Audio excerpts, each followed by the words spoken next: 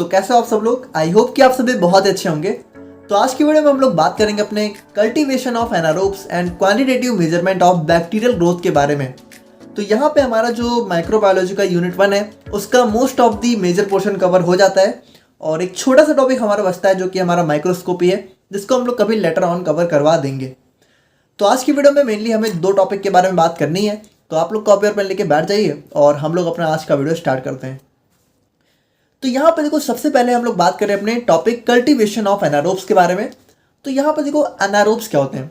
Anaerobes का simply मतलब है हमारे एनारोबिक बैक्टीरिया। तो एनारोबिक बैक्टीरिया क्या होते हैं आप लोग को पता है। देखो, एरोबिक बैक्टीरिया हमारे वो बैक्टीरिया होते हैं जो कि ऑक्सीजन की प्रेजेंस में सर्वाइव करते हैं, यानी एरोबिक बैक्टीरिया को यहाँ पे सर्वाइव करने के लिए ऑक्सीजन चाहिए होती है। लेकिन अनएरोबिक, देखो एरोबिक के आगे क्या लग गया, अनएरोबिक, यानी कि जिनको ऑक्सीजन नहीं चाहिए होती है।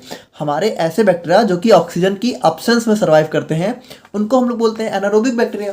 तो यहाँ पे सिंपल सा मतलब वही है, कल्टीवेशन ऑफ एनारोब्स, यानी हमें यहाँ पे अपने एनारोबिक बैक्टीरिया को ग्रो कराना है। कल्टीवेशन मतलब बैक्टीरिया की कह सकते हो खेती, यानी बैक्टीरिया को ग्रो कराना है, सिंपल सी बात है। और एनारोबिक बैक्टीरिया, अब देखो यहाँ पे हमें इसको अलग से क्यों पढ़ना पड़ रहा है, क्योंकि देखो एरोबिक बैक्टीरिया को ग्रो कराना बहुत आसान है। एरोबिक बैक्टीरिया को हम लोग कहीं भी ग्रो करा सकते हैं, क्योंकि ऑक्सीजन आपको पता है हमारे पूरे इन्वायरमेंट में ऑक्सीजन हर जगह प्रेजेंस है। तो जो हमारे एरोबिक बैक्टीरिया है वो तो कहीं भी ग्रो कर जाएंगे क्योंकि उनको ऑक्सीजन चाहिए, ऑक्सीजन उनको हर जगह से मिल जाती है। लेकिन ये जो एनारोबिक बैक्टीरिया हैं इनको ग्रो कराना थोड़ा सा मुश्किल है, क्योंकि इनको ऑक्सीजन नहीं चाहिए, लेकिन ऑक्सीजन तो हर जगह प्रेजेंस है, हमारे पूरे एटमॉस्फेयर में ऑक्सीजन प्रेजेंस है। यानी हमें कुछ ऐसा माहौल क्रिएट करना पड़ेगा जहाँ पे ऑक्सीजन जो है फ्री हो सके, यानी वो माहौल हमारा ऑक्सीजन से फ्री होना चाहिए, तभी हमारे एनारोबिक बैक्टीरिया यहाँ पे ग्रो करेंगे। तो यहाँ पे देखो, cultivation of anaerobes stands for making a culture environment for anaerobic bacteria, यानी यहाँ पे हमें कुछ ऐसा कल्चर एनवायरनमेंट बनाना पड़ेगा जो कि ऑक्सीजन फ्री हो। तो अभी हम लोग देखेंगे कैसे कैसे हम लोग बना सकते हैं। For this we basically remove any existing oxygen in the system and reduce the oxygen content in culture medium. यानी यहाँ पे देखो हमें क्या करना है कि जो भी ऑक्सीजन यहाँ पे हमारे कल्चर मीडिया या फिर सिस्टम में प्रेजेंट होगी, हमें उसको यहाँ पे रिमूव करना पड़ेगा। तो कैसे रिमूव कर सकते हैं वही चीज़ें हमें देखनी है। जैसे यहाँ पे हमारे मेनली 3 मेथड होते हैं जिसके थ्रू हम लोग यहाँ पे कल्टीवेशन यानी एनारोबिक बैक्टीरिया की कल्टीवेशन कर सकते हैं। तो यहाँ पे सबसे पहला हो गया हमारे यहाँ पे कैंडल जार मेथड, और दूसरा हो गया anaerobic jar method, and third हो गया हमारे यहाँ पे एनारोबिक चैम्बर मेथड। अब देखो यहाँ पे और भी बहुत सारे मेथड हो सकते हैं, बट जो हमारे बहुत ही इंपॉर्टेंट है हम लोगों ने उनको डिस्कस यहाँ पे किया हुआ है, ठीक है। तो सबसे पहले हम लोग बात करते हैं अपने कैंडल जार मेथड की। देखो बहुत ही सिंपल है, काफ़ी मतलब कुछ है नहीं इसमें, ठीक है। तो कैंडल जार मेथड की अगर हम लोग बात करें तो यहाँ पे देखो हम लोग करते क्या है, आप लोग पहले फिगर से समझो फिर लैंग्वेज देखेंगे। देखो इसमें कुछ नहीं करना है। देखो हम लोगों ने एक जार लिया, ठीक है, ये हमारा एक टाइप का जार है, और इसमें हम लोगों ने अपनी जो भी कल्चर मीडिया, देखो ये हमारा सॉलिड वाला कल्चर मीडिया हो गया, ये हमारा लिक्विड वाला कल्चर मीडिया हो गया। तो इन दोनों को हम लोगों ने इस जार में रख दिया। अब हमें क्या करना है भाई, ये हमारे एनारोबिक बैक्टीरिया है, हमें यहाँ पे इस जार के अंदर अगर हम लोग किसी तरह ये कर सकें कि ऑक्सीजन को फ्री कर सकें, यानी ऑक्सीजन को इस जार से हम लोग जो है खाली कर सकें, ठीक है, हटा सकें, रिमूव कर सकें, तो हमारा काम बन जाएगा। तो हम लोग करते क्या है, हम लोग यहाँ पे बेसिकली एक कैंडल लाइट कर देते हैं, यानी हम लोग यहाँ पे एक मोमबत्ती को जला देते हैं। अब उससे होता क्या है, देखो जब कोई भी चीज़ जलती है, अगर आप लोग को नहीं पता है तो जान लो कि कभी भी कोई चीज़ जलती है तो जलने के लिए ऑक्सीजन उसको चाहिए होती है। देखो यहाँ पे बात को समझना, जैसे हमारी जो कैंडल है वो अगर जल रही है तो वो तभी जलेगी जब इसको ऑक्सीजन मिलेगी। तो होगा क्या, जब ये कैंडल जलना स्टार्ट होगी तो ये इस जार के अंदर जितना भी ऑक्सीजन होगा, देखो इस जार को हम लोगों ने यहाँ पे ऊपर की तरफ सील कर दिया, ठीक है, इस लिड से हम लोगों ने जार को बंद कर दिया। अब इस जार के अंदर देखो थोड़ा बहुत ऑक्सीजन तो पहले से भी प्रेजेंट होगी, तो उसको फ्री करने के लिए हम लोग करेंगे क्या, इसके अंदर हम लोग कैंडल लाइट करेंगे। अब ये कैंडल जब जलेगी तो इस जार के अंदर जितना ऑक्सीजन है उनको कंज्यूम करना चालू कर देगी, और होगा क्या, देखो इस जार के अंदर जब तक ऑक्सीजन रहेगी तब तक तो कैंडल जलेगी, और जैसे ही क्या होगा, इस जार के अंदर जब सारी ऑक्सीजन ये कैंडल कंज्यूम कर लेगा, ठीक है, यानी कि सारी ऑक्सीजन जलने में कंज्यूम कर लेगा, तो एक टाइम के बाद क्या होगा कि इस जार में ऑक्सीजन बिल्कुल नहीं बचेगी, और उस टाइम क्या होगा, ये कैंडल यहाँ पे बुझ जाएगी, और जब कैंडल बुझ जाएगी तो हमें पता चल जाएगा कि इस जार के अंदर अब ऑक्सीजन पूरी तरीके से खत्म हो चुकी है। यानी यहाँ पे हम लोगों ने इस तरीके से ऑक्सीजन फ्री इन्वायरमेंट क्रिएट कर दिया। तो काफ़ी सिंपल सा मेथड था, जैसे कि इन this method media plates kept inside the jar, ठीक है, तो जार के अंदर हम लोग रख देते हैं। फिर after that jar is sealed with a burning candle inside, यानी हम लोग सबसे पहले इसके अंदर एक बर्निंग कैंडल रख देते हैं, फिर जार को बंद कर देते हैं, सील कर देते हैं। The candle flame will consume most of the oxygen inside the jar. यानी ये कैंडल की जो फ्लेम है ये इस जार के अंदर जितना भी ऑक्सीजन होगा उनको कंज्यूम कर लेगी, और एक टाइम का बाद क्या होगा कि ये बुझ जाएगी, और जब ये बुझेगी तो हमें पता चल जाएगा कि अब यहाँ पे ऑक्सीजन फ्री हो चुका है और हमारा कह सकते हो कि एनारोबिक इन्वायरमेंट क्रिएट हो चुका है। ठीक है, these conditions are ideal for growth of anaerobic media. तो ये कंडीशन हमारी एनारोबिक मीडिया के लिए आइडियल हो जाती है। तो देखो काफ़ी सिंपल सा मेथड था। तो ये हमारा हो गया कैंडल जार मेथड। अब हम लोग बात करते हैं अपने एनारोबिक जार मेथड की। तो यहाँ पे देखो क्या होगा, ध्यान से देखना थोड़ा सा। देखो यहाँ पे भी अगर आप लोग को प्रिंसिपल हम समझाना चाहें तो यहाँ पे देखो हमारा एक टाइप का यहाँ पे भी एक जार होता है। ठीक है, और इस जार में आप लोग थोड़ा सा ध्यान से समझना। इस जार में हम लोग करते क्या है, इस जार में सबसे पहले हम लोग एक सैशेट लेते हैं, यानी एक पैकेट लेते हैं। देखो इस जार के अंदर हम लोगों ने एक पैकेट रखा, और इस पैकेट के अंदर देखो ये इन्वेलप मतलब हमारा एक टाइप का समझ लो लिफाफा टाइप का है। इस लिफाफे के अंदर है क्या, इस लिफाफे के अंदर हमारी दो गैस है। ठीक है, एक है हमारी सोडियम बाइकार्बोनेट और दूसरी हमारी यहाँ पे सोडियम बोरोहाइड्राइड। अब देखो होता क्या है, ये दोनों जो गैस हैं, ठीक है ध्यान से समझना, it carries an envelope containing sodium bicarbonate and sodium borohydride by their reactions. ठीक है, by their reactions CO2 and H2 are generated. यानी यहाँ पे देखो जब ये दोनों हमारे इस एनवेलप के अंदर रिएक्शन करते हैं तो हमारा जनरेट क्या होता है, हमारा जनरेट होता है H2 और CO2। अब होता क्या है, देखो यहाँ पे इस जार के अंदर थोड़ा बहुत ऑक्सीजन होगा, है ना। तो यहाँ पे होगा क्या, ये जो हमारा H2 है ये हमारा इस O2 के साथ रिएक्शन करके क्या बना लेगा, हमारा वाटर बना लेगा। देखो कैसे बनाएगा, देखो यहाँ पे ये हमारा एनवेलप था और इससे हमारा जनरेट क्या हुआ, इससे हमारा जनरेट हुआ H2 और CO2। तो अब देखो ये H2 करेगा क्या, ये H2 हमारा इस वाले जार के अंदर जितना भी ऑक्सीजन होगा तो ये H2 हमारा इस O2 के साथ रिएक्ट करके बना लेगा हमारा H2O, और रिएक्शन बैलेंस करने के लिए यहाँ पे हमारा 2 और ये हो जाएगा 2। ठीक है, तो इस तरीके से देखो ये हमारे जो है वाटर बना लेगा। तो होगा क्या, यहाँ पे जितना भी ऑक्सीजन हमारा होगा उसके साथ ये हाइड्रोजन मिलके वाटर बना देगा।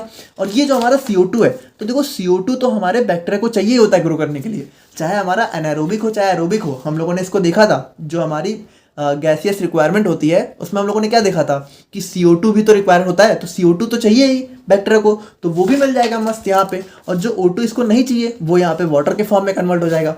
तो इस तरीके से यहाँ पे ये एनवेलप हमारा इस माहौल को ऑक्सीजन फ्री बना देता है। ठीक है, और इसके बाद हमारा जो बैक्टीरिया है वो यहाँ पे आसानी से ग्रो कर जाता है।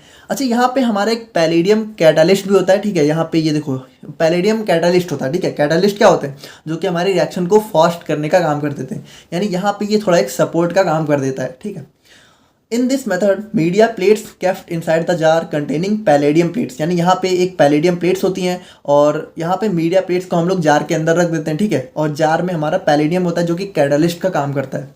इट कैरीज एन इन्वेलप, यानी यहाँ पे इन्वेलप होता है जिसके अंदर हमारा NaSCO3 NaBH4 होते हैं। ठीक है, और इनकी रिएक्शन से H2CO2 बनता है। The hydrogen reacts with oxygen present inside the jar and converts into H2O। तो वही चीज़ तो है, ये हाइड्रोजन इस ऑक्सीजन के साथ रिएक्ट करेगी जितना भी जार के अंदर होगा और कन्वर्ट हो जाएगी H2O में।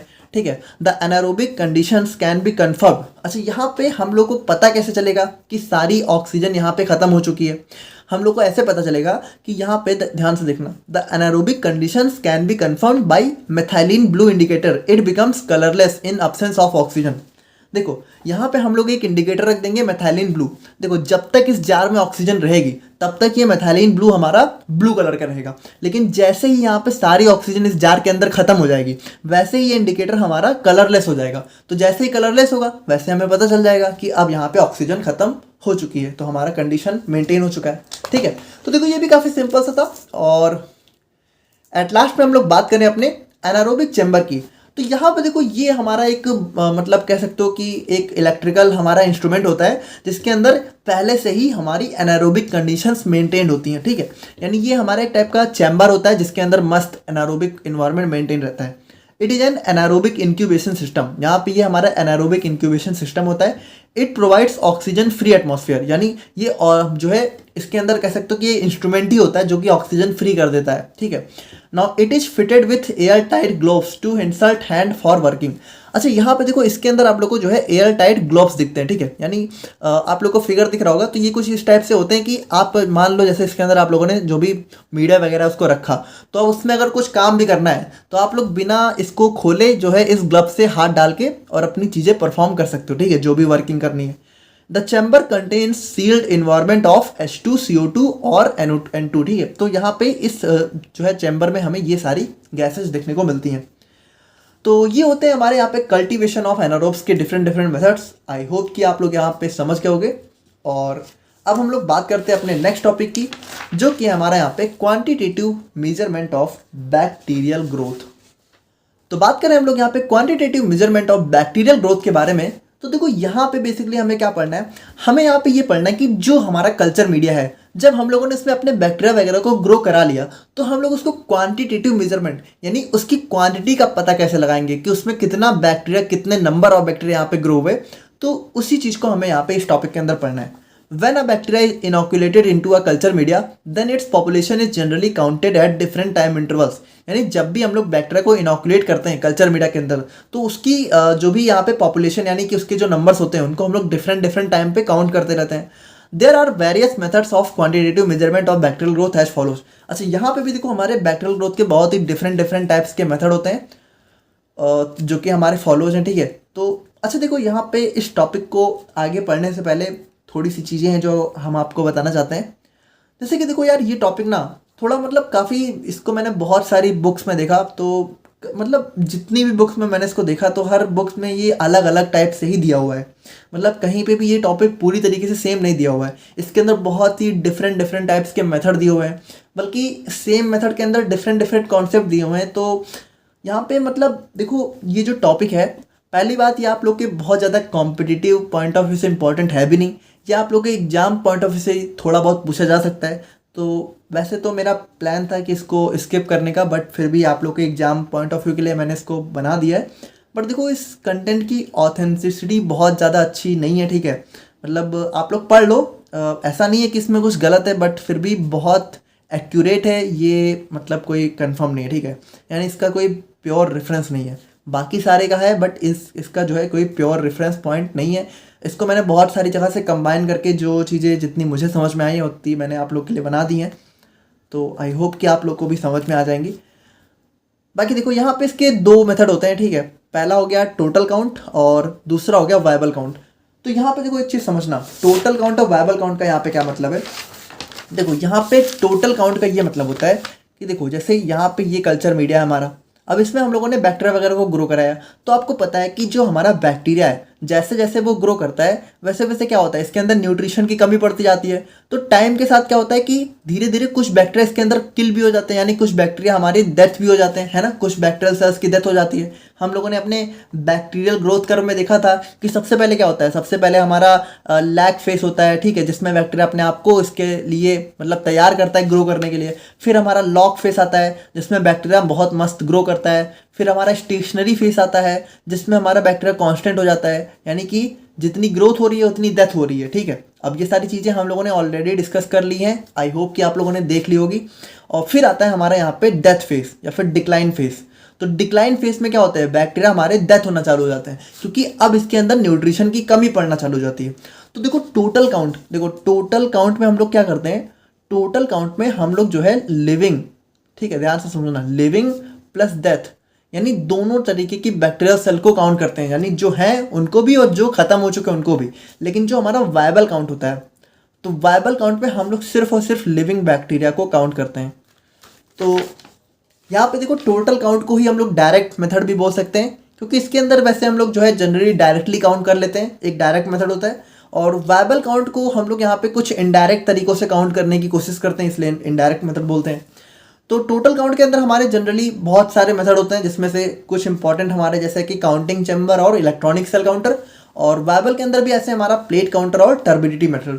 तो सबसे पहले हम लोग देखते हैं अपने टोटल काउंट को। तो देखो, टोटल काउंट आप लोग समझ ही गए।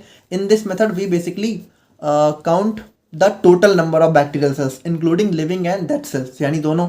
अब इसके अंदर हमारा काउंटिंग चैम्बर और इलेक्ट्रॉनिक सेल काउंटर। तो सबसे पहले हम लोग देखते हैं अपना काउंटिंग चैम्बर मेथड को। तो यहाँ पे देखो, हमारा कुछ इस टाइप का इसका जो भी इंस्ट्रूमेंट वगैरह होता है, तो इसमें देखो, इसको हम लोग यहाँ पे हीमोसाइटोमीटर मेथड भी बोलते हैं। क्यों बोलते हैं, क्योंकि यहाँ पे हम लोग एक जो है यूज करते हैं एक डिवाइस का, जिसको हम लोग बोलते हैं हीमोसाइटोमीटर। देखो, ये हमारा हीमोसाइटोमीटर होता है, जो कि हमारा कुछ इस टाइप का दिखता है, ठीक है। यानी ये हमारा कुछ स्क्वायरिश बॉक्स टाइप का होता है, जिसके अंदर बहुत ही डिफरेंट डिफरेंट स्क्वायर्स होते हैं और इन स्क्वायर्स का जो भी एरिया वगैरह होता है वो हमें जो है ऑलरेडी पता होता है, ठीक है। तो यहाँ पे देखो बेसिकली हम लोग करते क्या है, first liquid media is spread over the chamber, then the number of bacterial cells can be calculated by counting average number of bacteria on these squares. देखो ध्यान से समझना, देखो यहाँ पे ये होती है हमारी एक ग्लास स्लाइड, ठीक है, और इस ग्लास स्लाइड के अंदर हमारा हीमोसाइटोमीटर इस तरीके से प्लेस होता है। देखो यहाँ पे इसको हम लोगों ने जूम करके दिखाया है, ये हमारा कुछ इस टाइप से यहाँ पे प्लेस होता है, ठीक है, ग्लास स्लाइड के ऊपर। तो हम लोग बेसिकली करते क्या है, जो हमारा कल्चर मीडिया है उसको हम लोग इस ग्लास स्लाइड के ऊपर ऐसे कह सकते हो स्प्रेड कर देते हैं, ठीक है। अब स्प्रेड करने के बाद क्या होता है, हम लोग इसको यहाँ पे माइक्रोस्कोप के द्वारा ऑब्जर्व करते हैं। ऑब्जर्व करने के बाद हमें क्या दिखता है, या फिर हम लोग जो है कोई इंडिकेटर, लाइट इंडिकेटर वगैरह मारते हैं जिससे हमें बैक्टीरिया वगैरह जो है कितने सरफेस पे बैक्टीरिया हमारे हैं वो हमें दिख सके, ठीक है। तो हम लोग क्या करते हैं कि जैसे मान लो आप लोगों ने यहाँ पे बैक्टीरिया को स्प्रेड किया।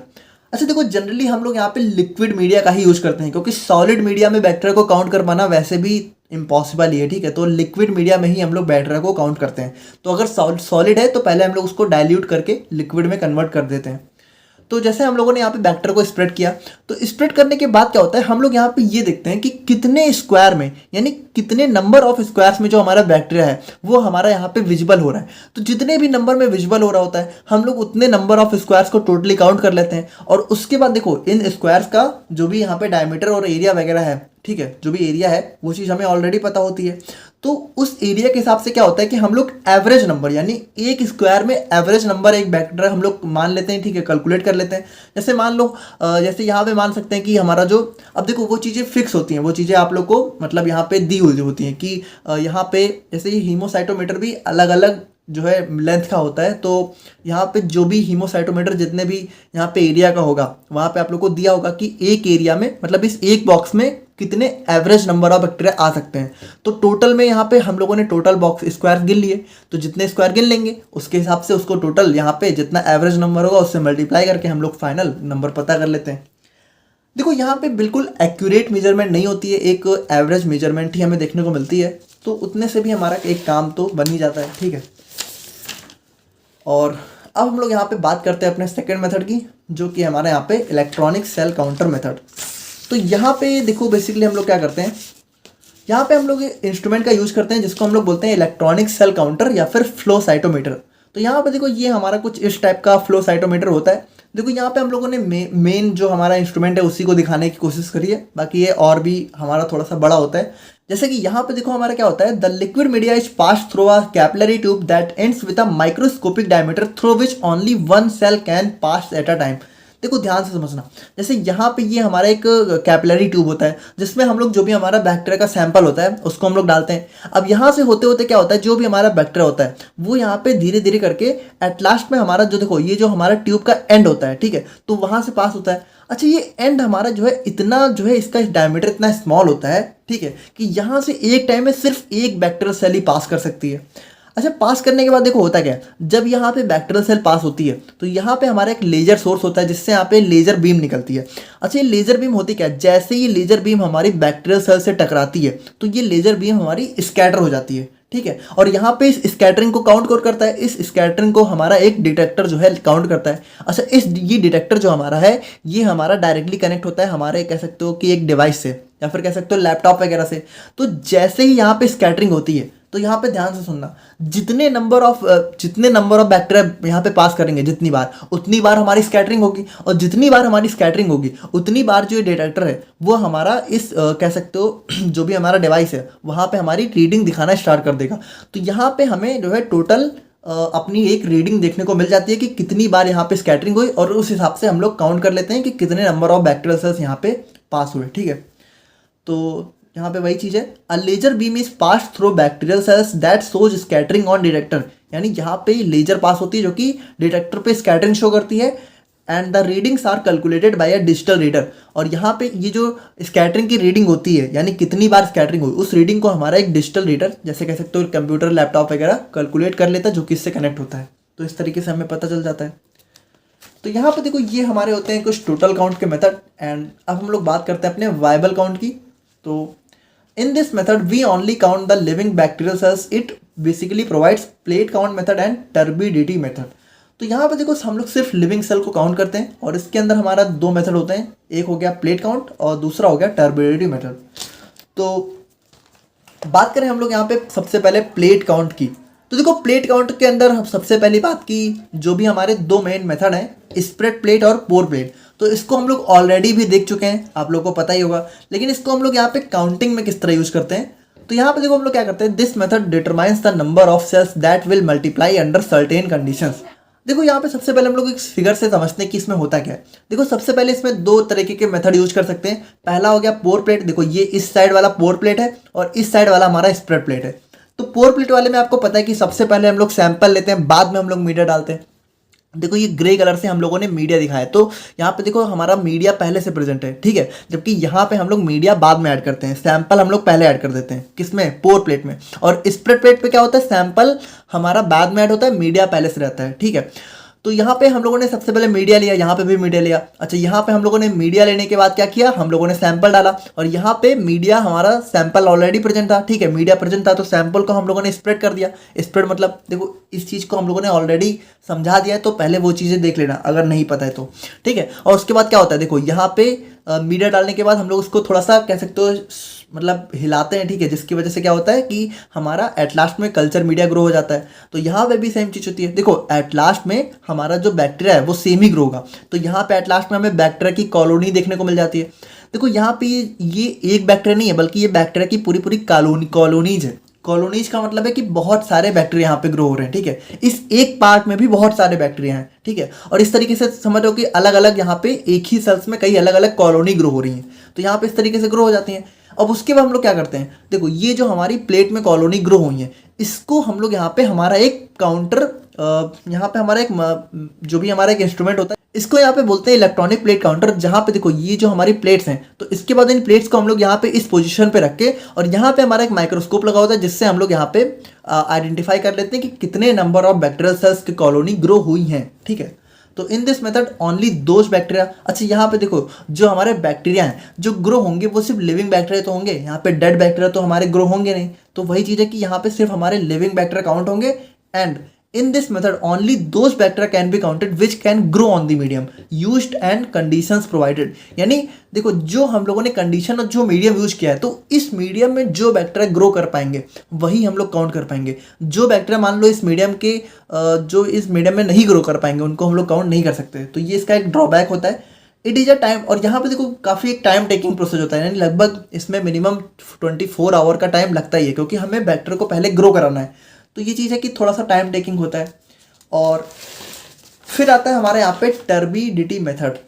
तो टर्बिडिटी मेथड में क्या है, देखो सबसे पहली बात टर्बिडिटी, आप लोगों को कुछ वर्ड याद आ रहा है, हम लोगों ने लिमिट टेस्ट में देखा था। टर्बिडिटी मतलब क्या होता है, थोड़ा सा धुंधलापन। तो देखो टर्बिडिटी बेसिकली कहता क्या है कि जैसे जो हमारे बैक्टीरिया होता है, ठीक है, जैसे मान लो ये हमारा लिक्विड मीडिया है, तो अगर इस लिक्विड मीडिया में हमारा जो बैक्टीरिया है अगर वो प्रेजेंट है, तो ये जो हमारा सॉल्यूशन होगा उसके अंदर हमें थोड़ा सा यहाँ पे धुंधलापन यानी टर्बिडिटी देखने को मिलेगी, अगर इसके अंदर बैक्टीरिया प्रेजेंट है, ठीक है। और अगर इस सैंपल के अंदर बैक्टीरिया नहीं है तो हमें कोई भी टर्बिडिटी देखने को नहीं मिलेगी। यानी अच्छा यहाँ पे एक चीज़ और भी है, देखो जितने ज़्यादा bacteria, more the number of bacteria more the turbidity, यानी जितने ज़्यादा बैक्टीरिया उतनी ज़्यादा टर्बिडिटी, ठीक है, और जितने कम बैक्टीरिया उतनी कम टर्बिडिटी। तो more the number of bacteria more the turbidity, and less the bacteria less the turbidity, और अगर बिल्कुल नहीं है तो टर्बिडिटी जीरो हो जाएगी। तो यहाँ पे हम लोग मेजर कैसे करते हैं, देखो it is a commonly used indirect method for bacterial cell count in a liquid media. यानी यहाँ पे देखो ये एक इनडायरेक्ट मेथड होता है, जिसको हम लोग यहाँ पे वही चीज़ है कि लिक्विड मीडिया के लिए काउंट करते हैं। This method is based upon principal that more the number of bacteria greater it's turbidity in sample. वही चीज़ है कि जितने ज़्यादा बैक्टीरिया होंगे उतने ज़्यादा टर्बिडिटी होगी। तो इसमें देखो हम लोग करते क्या है, यहाँ पे हमारा एक लाइट सोर्स होता है, ठीक है, तो इस लाइट सोर्स से हम लोग लाइट को पास करते हैं सॉल्यूशन से। तो यहाँ पे देखो हमारा एक स्पेक्ट्रोफोटोमीटर लगा होता है, ठीक है, ये हमारा एक इंस्ट्रूमेंट होता है। तो यहाँ पे होता क्या है कि सैंपल से जैसे हम लोगों ने लाइट पास करी, तो यहाँ पे देखो हमारा जो स्पेक्ट्रोफोटोमीटर होता है, तो इस पे यहाँ पे सैंपल से जितनी लाइट पास होकर इस स्पेक्ट्रोफोटोमीटर पे पड़ेंगी उतना यहाँ पे ये स्पेक्ट्रोफोटोमीटर कन्वर्ट कर लेगा। अब अगर मान लो जितनी लाइट पास हो रही है, तो अगर पूरी की पूरी लाइट यहाँ पे पास होकर यहाँ पे पड़ रही है, तो ये जो स्पेक्ट्रोफोटोमीटर है देखो यहाँ पे रीडिंग होती है 0 से 100, तो इसकी रीडिंग यहाँ पे पूरी 100 पे चली जाएगी। देखो अगर 100 100 पे चली गई तो इसका मतलब इसके अंदर कुछ भी एक सिंगल बैक्टीरिया भी नहीं है। और अगर जो हमारी रीडिंग है वो हमारी जितनी कम होगी, यानी 0 से जितनी कम होगी उतना हम लोग पता लगाने लेंगे कि इसके अंदर बैक्टीरिया है। जैसे यहाँ पे सेकंड वाले में अगर हम लोग देखें तो यहाँ पे हमारी टर्बिडिटी बहुत अच्छी खासी देखने को मिल रही है। इसकी वजह से क्या है, जो हमारी लाइट पास हो रही है तो हमारी देखो सिर्फ कुछ लाइट हमारी पास हो रही है। देखो जो हमारा बैक्टीरिया है वो क्या करता है, वो लाइट्स को एब्जॉर्ब कर लेता है। तो अगर बैक्टीरिया होंगे तो लाइट्स को एब्जॉर्ब कर लेगा, लाइट हमारी पास नहीं होगी, ट्रांसमिट नहीं होगी, ठीक है। और अगर जो हमारा बैक्टीरिया है वो नहीं प्रेजेंट होगा तो लाइट हमारी ट्रांसमिट हो जाएगी। देखो यहाँ पे दो चीज़ें होती हैं, एक होता है ट्रांसमिट, एक होता है एब्जॉर्ब। अगर एब्जॉर्ब ज़्यादा हो गई और ट्रांसमिट कम हो रही है यानी बैक्टीरिया बहुत ज़्यादा है, और अगर ट्रांसमिट ज़्यादा हो रही है और एब्जॉर्ब कम हो रही है तो बैक्टीरिया बिल्कुल नहीं है। तो यहाँ पे देखो, यहाँ पे लाइट्स हमारी एब्जॉर्ब हो गई और ट्रांसमिट कितनी हो, ट्रांसमिट हमारी सिर्फ 1-2 रे हो रही हैं, और यहाँ पे इसकी रीडिंग आप लोग देखो तो बहुत कम आ रही है, ठीक है। तो वही चीज़ है, तो जितनी इसकी यहाँ पे रीडिंग कम होगी उतने ज़्यादा नंबर ऑफ बैक्टीरिया हमें यहाँ पे देखने को मिलेंगे। और देखो यहाँ पे ये जो रीडिंग्स होती हैं तो हर रीडिंग के लिए डिफाइन होता है कि इतनी रीडिंग पे कितने बैक्टीरिया होते हैं, तो उस तरीके से हम लोग उस चार्ट से काउंट कर सकते हैं। यानी देखो bacterial count inversely proportional to 1/ट्रांसमिटेंस, यानी जितना ट्रांसमिटेंस होगा हमारा बैक्टीरियल काउंट उतना कम होगा, और जितना ट्रांसमिटेंस कम होगा, देखो यहाँ पे ट्रांसमिटेंस बहुत कम है तो बैक्टीरियल काउंट उतना ज़्यादा होगा। तो ये होते हैं हमारे यहाँ पे कुछ quantitative measurement of bacterial growth. I hope कि आप लोग यहाँ पे समझ गए होंगे। बाकी मिलते हैं हम लोग यहाँ पे किसी नए सब्जेक्ट के साथ, और थैंक यू सो मच।